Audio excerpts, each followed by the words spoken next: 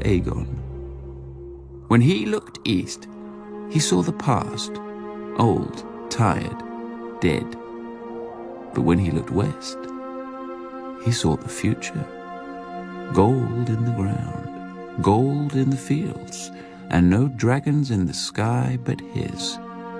He and his sisters, Rhaenys and Visenya, flew over the great continent, ostensibly visitors to a strange land.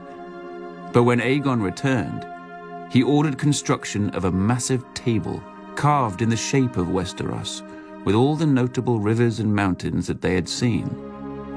A personal map of the Seven Kingdoms, then ruled by 7 squabbling families. Though House Durrandon titled themselves Storm Kings, they were little more than gusts. Their kingdom in the Stormlands had been doddering to its end for the past few centuries, helped along by other houses, most of all by House Horror, who were nearly finished with a monstrous castle at Harrenhal. Too large and too costly a seat to rule only the Riverlands. King Argilac knew where the Ironborn would soon turn. You'd think a king who wanted to keep his crown would be wary of a man with fire-breathing monsters. But King Argilac Durrandon wasn't called the Arrogant for nothing. Determined to arrest his family's decline, he sent an envoy to Dragonstone to enlist Aegon Targaryen and his dragons against his enemies. In exchange, Argilac offered lands he didn't have and a wife Aegon didn't need. For as the Valyrians did, Aegon had wed his elder sister, Visenya. Then, as the Valyrians didn't, he took the younger Rhaenys as well. 2 sisters, 2 wives. Perhaps that's why he was so keen to get off Dragonstone. Aegon countered Argilac with courtesy. He sent his own envoy requesting that Princess Durrandon's hand be given instead to Aegon's closest friend and rumored half-brother, Orys Baratheon.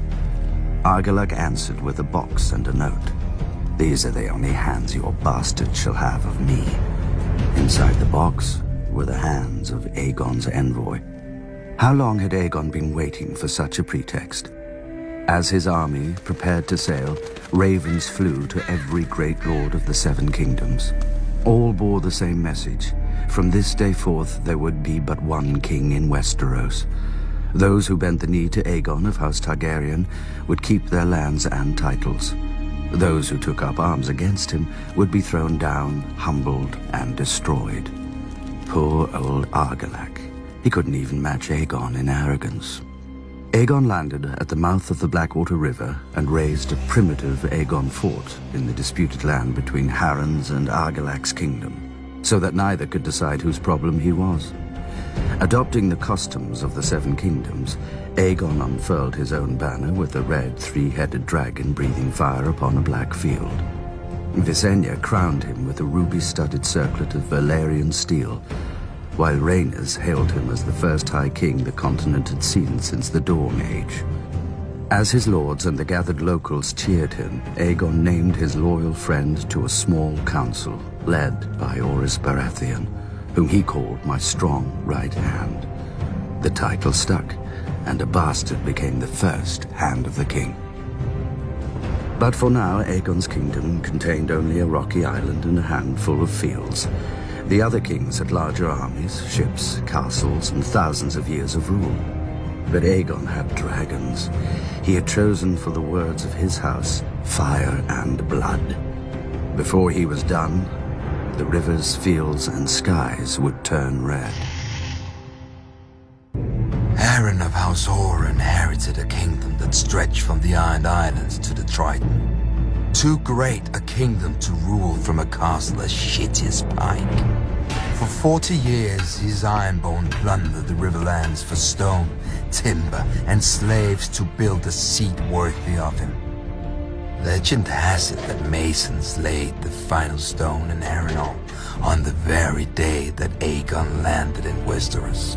Could have been a divine omen. Could have been the masons wanted to fuck off before the dragons got there.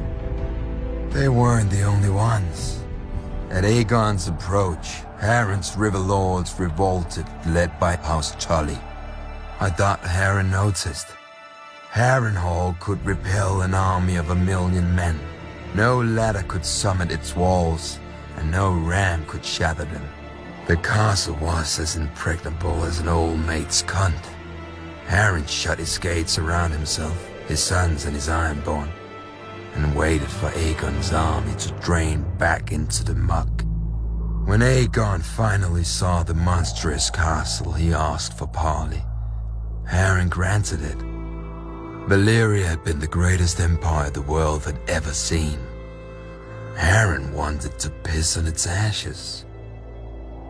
Yield now, and you may remain as Lord of the Iron Islands. Yield now, and your sons will live to rule after you.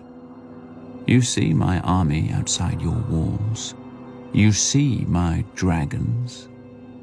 What is outside my walls is of no concern. Those walls are strong and thick. Dragons fly. But stone doesn't burn. When the sun sets, your line shall end. Harren spat and returned to his castle. Once inside, he promised lands, riches, and Tully's daughters to whoever could bring down Aegon or his dragon. As the sun sank below the horizon, all of Harren's men patrolled the battlements, hearing wings in every gust of wind. But the moon rose and sank, and no dragon appeared. While the Ironborn were ringing the battlements, Aegon drove his dragon Balerion higher and higher in the night sky, so that even the great castle of Harrenhal looked like an anthill below them. Then they plunged straight into the castle, well inside the guarded walls. The 5 towers of Harrenhal reached towards Aegon like a hand. Balerion opened his mouth and bathed all the fingers in flame. Harren was right. Stone doesn't burn, but men do, even when they're Ironborn. The dragon blasted my ancestors into ash that choked the survivors when they screamed. Harren's soldiers leapt from the battlements and died. They huddled against the walls and died. They fled across the yard and died. Harren and his sons took shelter inside the castle. The stone didn't burn, but as Balerion blasted it with fire, it glowed white hot. The world's greatest castle became the world's greatest oven, baking the last of House Horror within it. Outside the castle walls, the towers of Harrenhal glowed red against the night, and began to twist and melt like 5 huge candles, with liquid stone trickling down their sides like wax. The next morning, Aegon forged a new Riverlands. He named the rebel Edmund Tully as his Lord Paramount of the Trident, and had the other river lords swear him fealty as their new liege. For centuries, House Horror had terrorized the Riverlands. Under House Tully, the Riverlands would at last return to peace and prosperity. After the castle cooled enough to allow men inside, Aegon ventured into the ruin he'd made of Harrenhal. He saw the ashen bodies, the scorched stone, and the mangled and melted swords of his former enemies. To his men's confusion, he ordered these useless swords collected and sent to his Aegon fort. While Aegon marched on Harrenhal after his coronation, Orys Baratheon had taken most of his forces and his queen Rhaenys with her dragon south to deal with the excuse for the invasion. Argilac the Arrogant, king of the Stormlands. Argilac had his seat at Storm's End, a castle considered the most impregnable in Westeros after Harrenhal. Argilac may have been arrogant, but he wasn't stupid or a coward. His lords advised him to shut his gates and wait out the siege. But he'd heard what had happened at Harrenhal and refused to die a suckling pig cooked in his own castle. He would meet victory or defeat the same way, with sword in hand. He called his banners and marched to meet Orys Baratheon in the field. Thanks to Rhaenyra's dragon, Meraxes, Orys knew Argilac was coming, how many men he had, and how fast he marched. So Orys simply seized the high ground and dug in on the hills to wait for Argilac. As the two armies approached, the wind rose to meet them and the rain poured from the sky, a gale which would give the battle its name, the Last Storm. King Argilac's lords urged him to wait for the weather to die down. But a Storm King saw that the rain was blowing into the faces of the Baratheon men on their hills. And Argilac outnumbered the Baratheon host 2-1, with 4 times as many knights and heavy horse. Argilac attacked. 3 times Argilac led his knights against the Baratheon line, but the hills were steep and the rain had beat the earth to mud. The war horses foundered and slipped, and the chargers collapsed. The battle seemed lost, until Argilac ordered his spearmen up the hill. Blinded by the rain, the Baratheons didn't see them until it was too late. One hill fell, then another, and another, until only one remained in the Baratheon center. If Argilac could break through there, he could split the invading army and flank both halves. Argilac and his men charged, and the Baratheon line broke, revealing Queen Rhaenys and Meraxes. Argilac's vanguard burst into flame and his men panicked. The victory charge fell into chaos, and Argilac himself was thrown from his horse. But he didn't yield. When Orys Baratheon arrived, he found the old king holding off 6 men, another 6 dead at his feet. Orys dismounted to meet the king on equal footing and offered Argilac one final chance to yield. Argilac cursed him instead. As the storm raged around them, the grizzled old warrior and the bearded upstart fought for life and kingdom. In the end, Argilac got his wish. He died, sword in hand. As word of Argilac's death spread, his lords and knights threw down their swords and fled. Orys and his vanguard rode to Storm's End to claim Argilac's castle for Aegon, only to find the gates barred and the walls manned. Argilac's daughter had assumed his crown, and the new Storm Queen was as fond of yielding as her father. She declared that Orys would win only bones, blood, and ashes here. But her men were weaker than her, and that night Orys found Argilac's daughter delivered, gagged, chained, and naked to his camp. Argilac had refused to give Orys her hand. Now Orys could have any part of her he wished. But Orys unchained the girl, wrapped his cloak around her, and poured her a glass of wine. He told her he would take the arms, banner, and words of House Durrandon to honor her father's courage in the last storm. Conveniently, Orys had none of his own to discard first. The crowned stag became the sigil of House Baratheon, and Storm's End their seat. Argilac's daughter would even remain in her home, though as a lady instead of a princess. The Stormlands were now Aegon's, and as tribute, Aegon demanded the swords of the men Orys had defeated. For what purpose, Orys didn't know.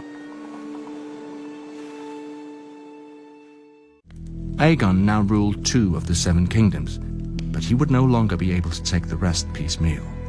For the first time in thousands of years, the kings put aside their squabbles and joined forces against a common enemy. My ancestor, King Loren of House Lannister, was head of the wealthiest family in the 7 kingdoms. When King Loren joined his forces to Mern of House Gardner, king of the Reach, they had the mightiest army in history, a so-called Iron Fist, to break the would-be conqueror. But while an iron fist can smash a man's face in battle, you'd look silly hunting birds or beasts with it. And Aegon had a creature that was both. The kings had never even seen a dragon, let alone fought one.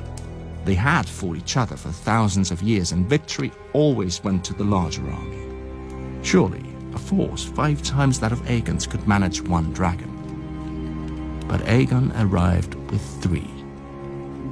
Still, the Lannisters and Gardeners hoped for victory. The battlefield they chose was a wide plain with firm ground and clear skies, perfect for archers and mounted cavalry. But neither of the kings spared a thought for why the ground was firm. There had been no rain for a fortnight, which meant all the wheat and grass on it were bone dry. Perfect for dragons. At first, the kings looked like they would emerge victorious. When the horn blew for battle, their armies swept around Aegon's flanks, and their iron fist of mounted knights smashed through his center before the dragons could even enter the fray. But then, Aegon and his sisters took flight and unleashed their dragons not on the soldiers, but on the dry fields all around them. The iron fist unclenched and became a hand outstretched for mercy. As Aegon promised, he had none. More than 4,000 men died in the fires, another 1,000 escaping them. Tens of thousands returned home as monsters, burned and scarred beyond recognition. House Gardner never returned at all. The Field of Fire, as the singers call it, claimed the last of the Gardner line, and House Tyrell rose in their stead as Lords of the Reach and Wardens of the South. As for my illustrious ancestor, when King Lawrence saw the battle was lost, he rode through a wall of flame and smoke to safety, or at least to a heroic capture a day later, where he laid his sword before Aegon and knelt. Aegon, true to his word, spared him and confirmed House Lannister as Lords of Casterly Rock and Wardens of the West. Why wouldn't he? A Lannister always pays his debts, and now we owed our lives to the crown. That was worth centuries of subservience at least. Besides, Aegon had a fetish for collecting swords, not heads. He added Lawrence to the pile his men had retrieved from the Field of Fire and sent them back to the Aegon fort.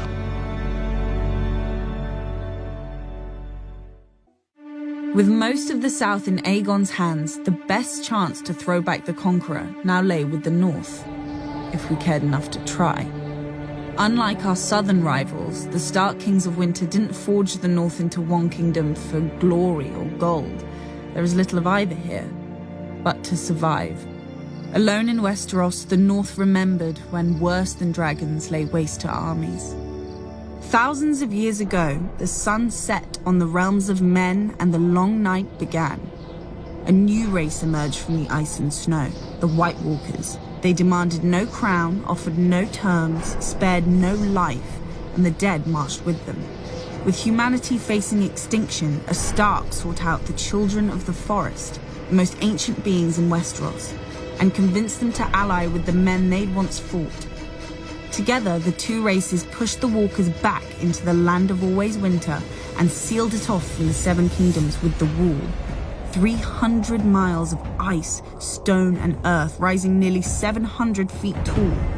To guard it, they established the Night's Watch, a brotherhood sworn to defend the living from the dead, whose vows erased both titles and crimes. After the long night, the North tried to forget it belonged to a continent, perhaps through pride, perhaps through sheer ignorance. You never can tell with the North.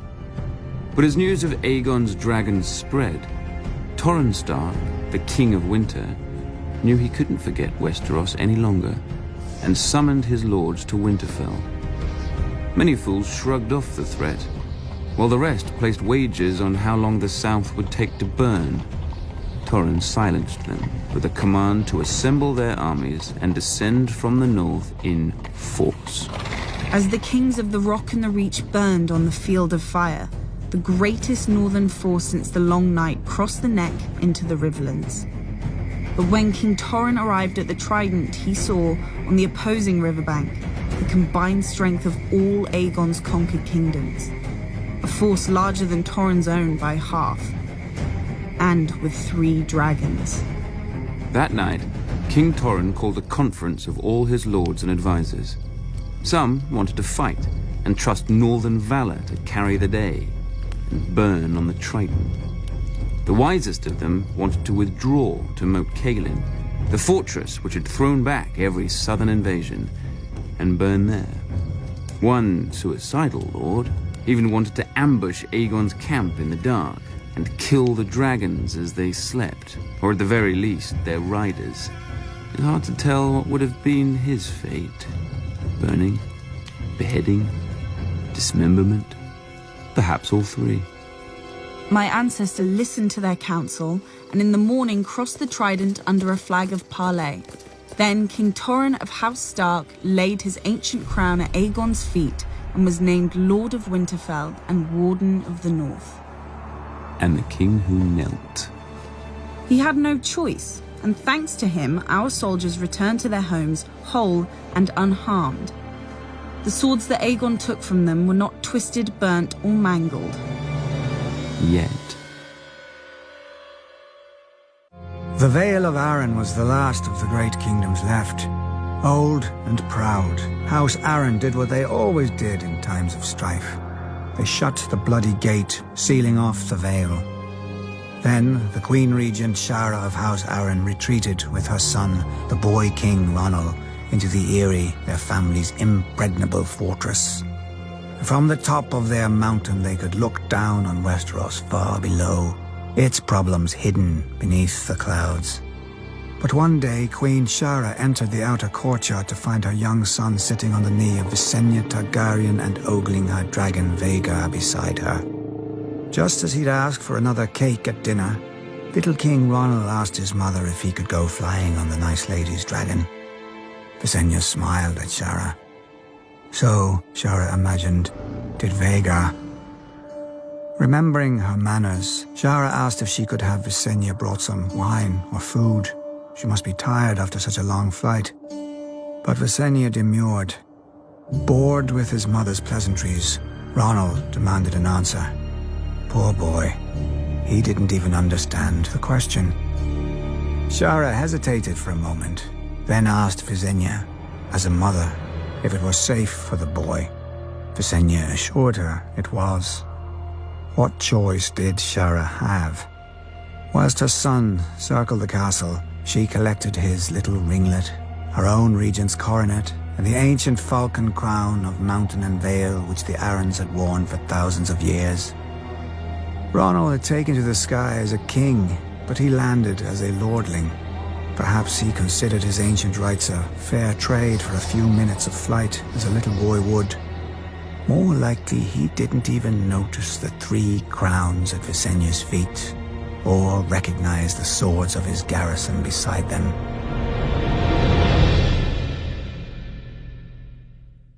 The heads of Westeros had bowed to Aegon, but its heart still beat free. Old Town, the center of the faith of the Seven. There dwelt the High Septon, the father of the faithful, who commanded the obedience of all Westeros, save the savages of the north and their old gods. When Aegon had landed in Westeros, the High Septon had locked himself in the Starry Sept and fasted for 7 days and 7 nights, one for each of his gods. All he received for his trouble was the divine wisdom that if Old Town took up arms against the dragon, the city would burn, faithful and faithless alike. After the submission of House Stark, Aegon marched towards Old Town, steeling himself for another battle. But he found the gates open, with the High Septon welcoming him. The pious fool even had the arrogance to grant what Aegon had already won, and anointed the last Valyrian as Aegon of House Targaryen, first of his name, King of the Andals and the First Men, Lord of the 7 Kingdoms, and Protector of the Realm. As if titles meant anything to a man before whom time itself now bowed. The Maesters would hence divide all history into before and after Conquest. Most expected Aegon to stay and make Old Town his seat. But soon after his coronation, Aegon returned to the mouth of the Blackwater River, where he had first set foot on Westeros. A small town had since sprouted around his primitive fort. To honor their new master, the locals dubbed it King's Landing, though it looked more fit for a hedge knight, with wooden palisades, muddy streets, and piles of mangled swords carted in from every corner of the Conquest. But when Aegon made it his court, wood became stone, black mud was buried beneath a red keep, and the collected swords of Aegon's foes were blasted by dragonfire and became a seat fit for the conqueror and the greatest dynasty this world has ever known. House Targaryen, my family, my throne. Or so it should have been. But while Aegon titled himself Lord of the 7 Kingdoms, in reality he held only 6. The 7th, Dawn, had never knelt. Visenya had flown into the Vale and returned with its crown. Mimicking her sister, Rhaenys had flown over the enemy force holding the passes into Dorne and landed in the castle of its ruling lady, Princess Meria of House Martell. Meria was 80 years old, fat, bald, and blind. Behind her back, many sniggered at her as the yellow toad of Dorne. The beautiful Rhaenys probably thought as much when they met.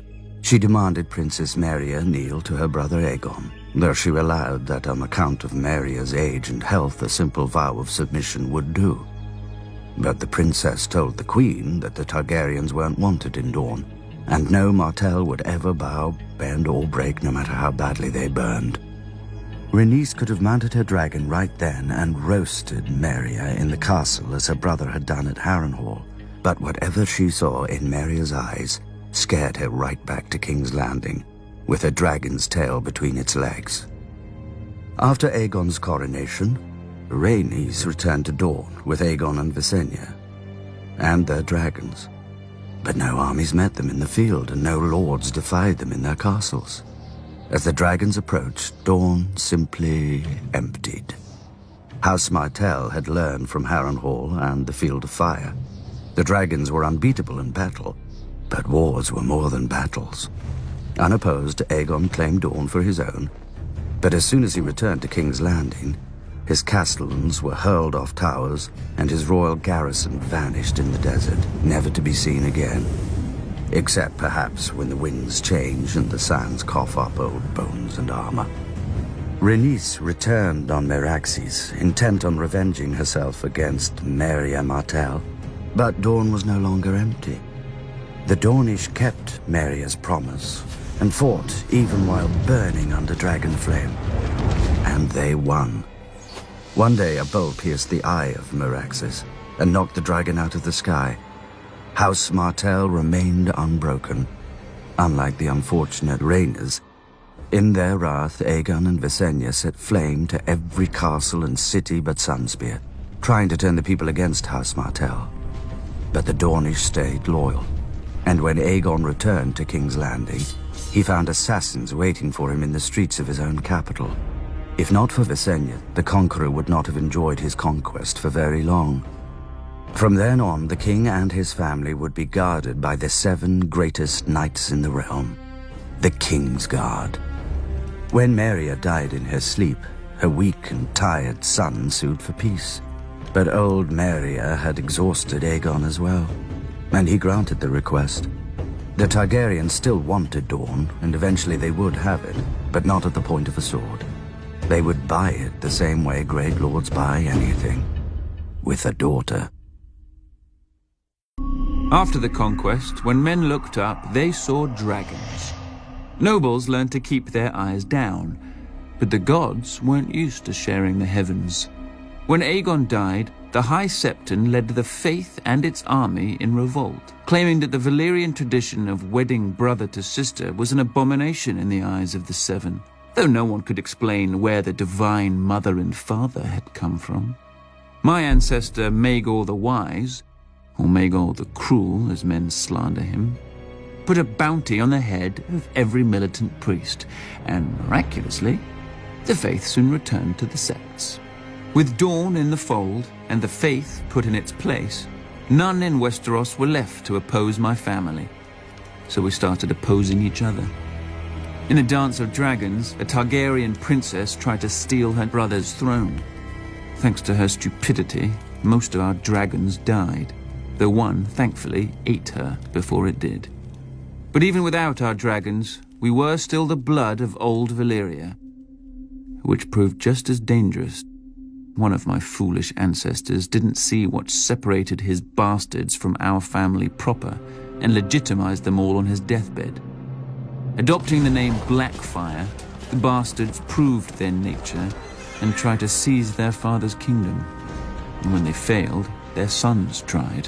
When the sons failed, their grandsons tried, until finally Sir Barristan the Bold, Knight of the King's Guard, slew Meleys the Monstrous in the War of the Ninepenny Kings, ending the last of the Blackfire line.